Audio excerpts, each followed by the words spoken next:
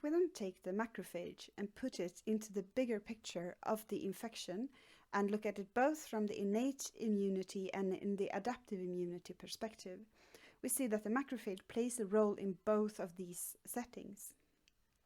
In the first hours and days after infection, the macrophage will receive signals from NK cells, and it will also stimulate NK cells. And in this place here in the picture, it is ILC1 and NK cells, and this means that it has been an infection by an intracellular pathogen. In this case, it says intracellular bacteria, but it can just as well be a virus. The macrophage produces, as we mentioned, IL-12, but also type 1 interferons stimulate NK cells and ILCs. With the interferon gamma, the macrophage is well equipped to take care of the pathogen, but it also helps presenting to T cells. When it's presenting to the T cell in the upper part of the adaptive immunity, the T cell will respond to the macrophage by CD40 ligand. And this, the macrophage has a molecule called CD40, which can receive stimulation via the CD40 ligand on the T cell. The T cell will also provide the macrophage with the interferon gamma it needs in order to become toxic or antimicrobial activities. So together, the macrophages and the T cells will eradicate the intracellular parasites. So now when I mentioned ILCs and we talked about the NK cells, I would like us to review the ILC function as we talked about yesterday. Because in the tissue, and particularly at the sites of infection, which is the mucosal surfaces, the ILCs are very important. So first here to the left, we have the NK cell and the ILC1. They are fairly similar, but the difference is that the NK cell has perforin, which the ILCs do not have generally. So NK cells and ILC1, they will produce interferon gamma, as mentioned, and TNF. And this will cause the macrophages to kill virus and bacteria. It will also confer immunity against bacteria and parasites. The ILC2 is producing the IL-4, IL-5, the IL-9 and IL-13, and this is very similar to the T helper 2 cells. These cytokines will activate the M2 macrophages, which is called the alternatively activated macrophages, and also the eosinophils. It will help the smooth muscle in the gut and in the lung to contract in order to shake off any kind of parasites. This is what you saw in the film yesterday if you looked at the little nature film about the ILCs.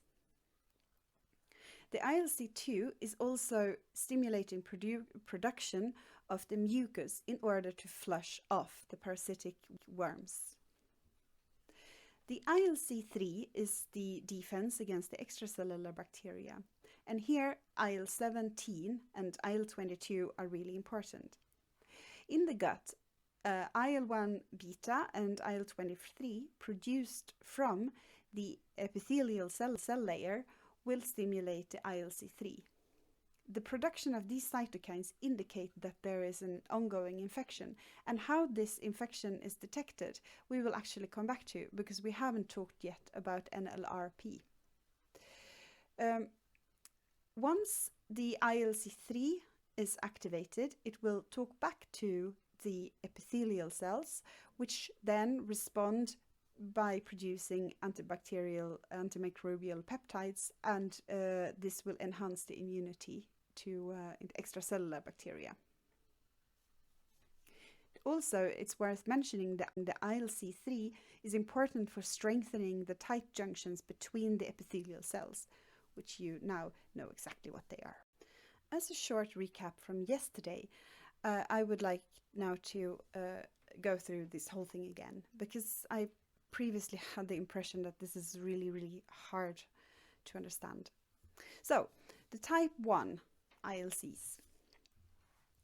In this group, you find the NK cell and ILC1, and they are activated by the classical DCs, or the macrophages, which produce IL-12. And here it says IL-15 and IL-18. And IL-15 is a very strong activator of NK cells. Also TNF. So, upon activation, the ILC will produce interferon gamma and TNF alpha. The NK cells will also produce interferon gamma, as we talked about, and paraffins and granzymes. These two proteins will confer direct cytotoxicity. The ILC can then perform the same macrophage stimulating effect as the NK cell can do. Though the NK cell is found all through the body, but the ILC are more concentrated towards the site of the mucosa. So the type 2 ILCs are activated by 3 different cytokines produced by the epithelial cells. Once the ILC2 is activated, it will produce IL-4, IL-5, IL-13. And IL-4 and IL-5 are potent stimulators of antibodies, and this will also help for the production of IgA at the mucosal sites. The type 3 ILC is activated, as we said, by IL-1 beta and IL-23, and these come directly from the epithelial cells. This results in the production of IL-17 and also a growth factor, GM-CSF, which is important for epithelial survival and also for renewal of tissue macrophages. The IL-17 will stimulate the phagocytosis and the antimicrobial peptides. Now, we've been through this many times. Now you know it. So, now we have been talking about the monocyte, which gives rise to the macrophages, and they're often lumped together as monocyte macrophages because exactly when a monocyte turns into a macrophage is not really clear. However, it's also a bit unfair because most macrophages are actually not derived from monocytes. They sit and they replicate inside of the tissue, and they sit there since the embryonal stage. But let's go back to the blood. In the blood, we have 30% lymphocytes, and we have already mentioned the innate lymphocytes, the NK cells and the ILCs. So what remains for us in terms of cells in the innate immune system, that's the granulocytes. The granulocyte is, which are found in blood, is the eosinophils and basophils and neutrophils. In tissue, we also find mast cells. As you see here, the neutrophils are constituting a majority of the white blood cells in blood. And there it's a very important cell type for the defense against bacterial invasion. So now let's talk about the granulocytes. So granulocytes found in blood, the neutrophils, the eosinophils and the basophils, they are defending against pyrogenic infections, staphylococci, streptococci and Neisseria. The neutrophils can kill extracellular bacteria by providing a powerful oxidative burst.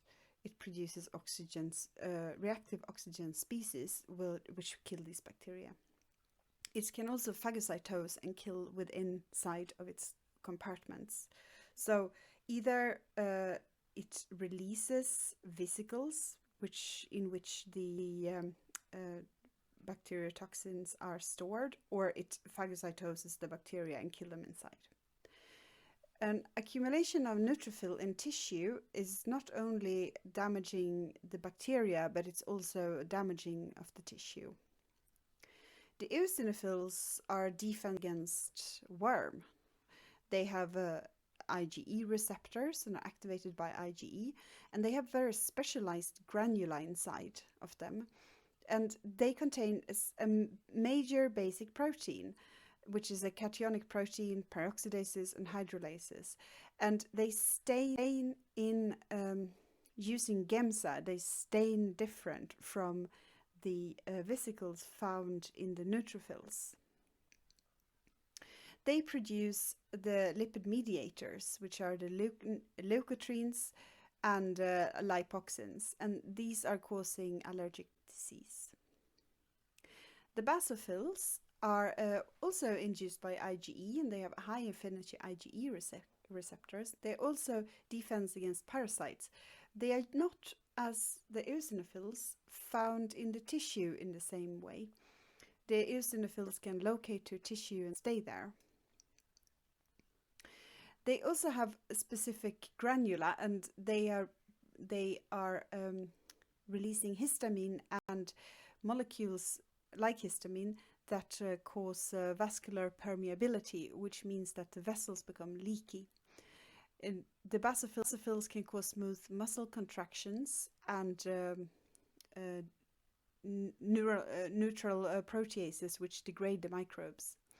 Also lipid mediators, but cytokines like IL-4 and IL-13, which is normally triggered in a Th response. Neutrophils can also kill microbes by extruding their DNA and the granule contents and form long extracellular threads of DNA in which the bacteria and the fungi can get trapped and killed.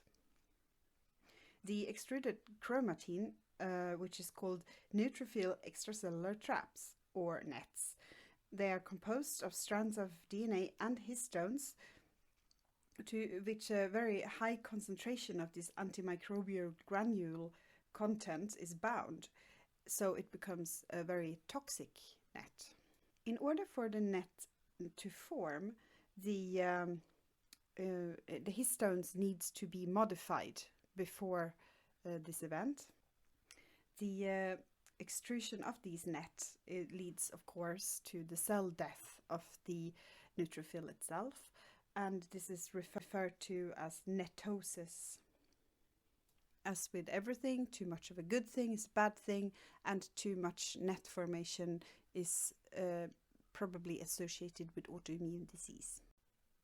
So, while we have spoken a lot about macrophages and monocytes, we have not touched very much upon the dendritic cell. The dendritic cell can, to some degree, perform the similar services as the macrophages. But the main importance of the dendritic cell is rather as a detector. So dendritic cells can rapidly, efficiently detect invading microbes because of their localization inside of tissue. And these are also expressing large amount of pattern recognition receptors. The DC develops from the same precursor as the monocytes, and it develops into a common dendritic cell precursor. This common dendritic cell precursor will either become a classical DC or a plasmacytoid DC. The monocyte can, when properly stimulated, become an inflammatory DC.